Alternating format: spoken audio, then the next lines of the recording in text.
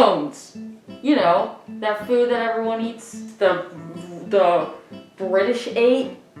Scones. Made them once before, let's see if I can do it again. The same pizzazz as the first time. If you want to make these, here are the stuff that you need. What you're gonna need: egg,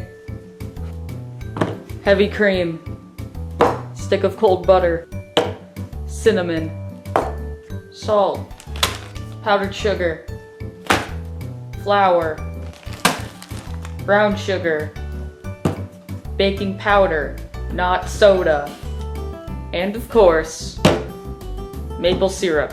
Oven, preheating to 425. But before we get started, you have to do that one thing that you have to do before you do everything else. Wash your hands. Let me do that real quick. Wash your hands because we will be touching this dough. And you don't want your grimy little fingers all in there and then contaminate the food. Let's get started. First thing you'll need, 2 full cups of flour. 1 cup, 2 cup. Second ingredient, 1 tablespoon of baking powder. Not soda, those are 2 different things. 1 tablespoon of baking powder. Third ingredient, 1/4 teaspoon of salt. 1/4 teaspoon of salt. Fourth ingredient, 1/3 cup brown sugar. 1/3 cup brown sugar. Fifth ingredient, 1/2 teaspoon of cinnamon. 1/2 teaspoon of cinnamon. Before we add the butter, we're just gonna do a little whisking. You know, just mix up the dry ingredients. Incorporate, as they say. Sixth ingredient, stick of cold butter. It doesn't have to be salted, but it is here because that's all we use. Now you don't have to put this in like fully like this. You're gonna break it up anyway, but like to make it easier, you could like cut it into little bits and put it in, which is what we're gonna do. Ready? Transition. So my hands are a little buttery because, you know, it kind of melted, but you know what? That's okay. That happens, but that's okay. Now now we take our little beater over here, and now what we're gonna do, all that butter in there, if you can see it right, we're just gonna squish that in. So once you're done making this into granules, you can put in your wet ingredients. So you don't need this big of a bowl. The little bowls I have are not available at the moment, but get another bowl. You get 1 cup heavy cream, 1 egg, egg,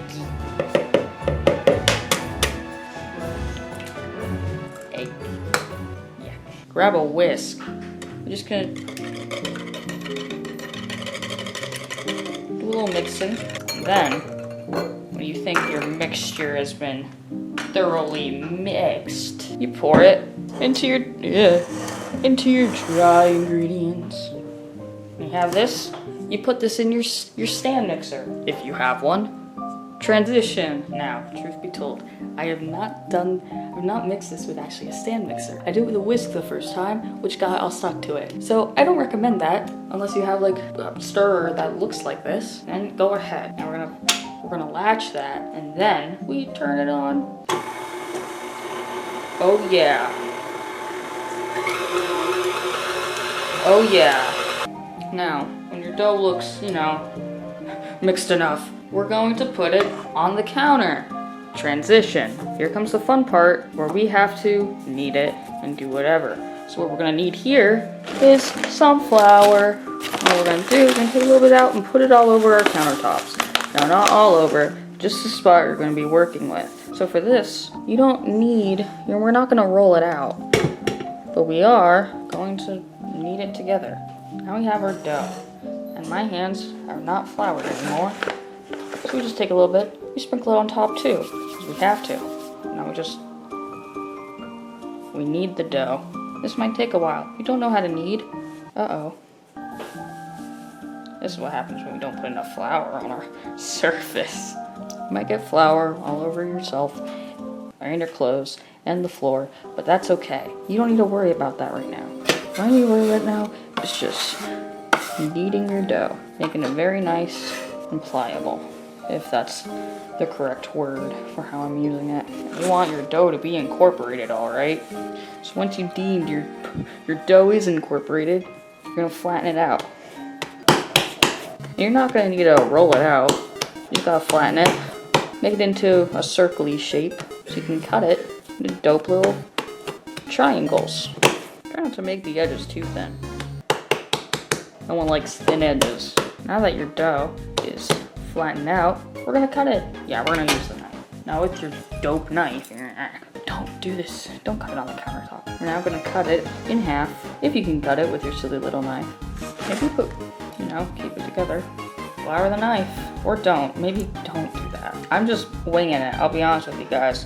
Anyways, keep cutting your dough. Yeah, that worked a lot better. I recommend flouring your knife. You do that again like 4 more times, because this serves like 8 people if everyone gets 1 scone, 4 people if everyone wants 2 scones. Now, you've cut your scones! Hooray! So now what you're gonna do, your baking tray is over on the oven, or it's somewhere. I don't know where you put it. I put mine on the oven. So, let's go over there. It's okay if your dough doesn't keep their triangle shape as you put them on the tray. They'll still taste the same if they were triangles. Also, make sure you don't place them too close together, or they might just fuse, and we don't want that. Now, the recipe never specified to grease your pan, but the one time that I've done it, I didn't grease the pan and it turned out pretty well. So it's okay if you don't. Baking isn't perfect, especially if you're an amateur like me. But it gets better with time. But what we're gonna do now is we're gonna egg wash our scones with heavy cream. No eggs. What you're gonna need is your cool little brush and just a little bit of heavy cream. You don't need too much. What you're gonna do, dip your little brush in there, just coat it on the scones. Not evenly. You don't have to make them evenly, but it's recommended. Now, your scones are coated enough. We're putting them in the oven for 20 minutes. So, time lapse.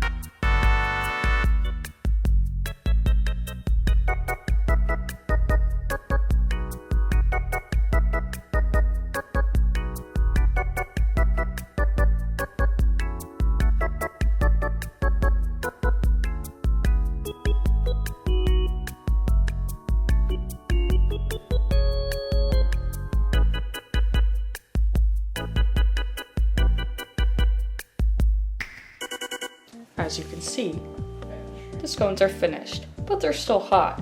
So we gotta wait for those to cool down before we can put the fun little glaze on it. Transition. So now our scones are cooling off over there, as you can see. And so now what we're gonna do, we're gonna make the glaze for them. First thing you'll need, 1 cup powdered sugar. 1 cup powdered sugar. Now the moment you've been waiting for, 1/2 cup of maple syrup.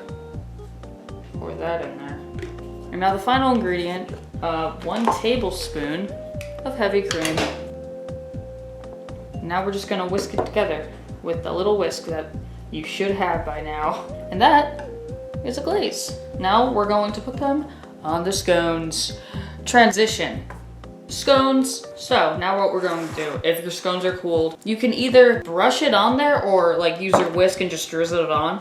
I'd say use the brush because you'd get more of it on there. But, you do you.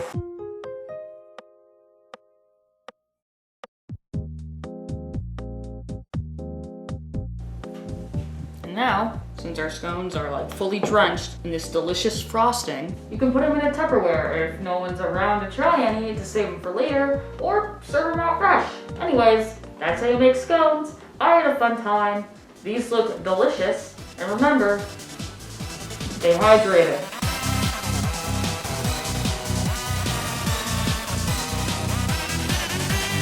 Look at how cool these are. Where it is. Doesn't that look appetizing? Like, it's pretty sticky because I like literally just put them in here. But they're pretty good. Have them with your coffee. Have them with breakfast. Have them with any time of the day you eat scones.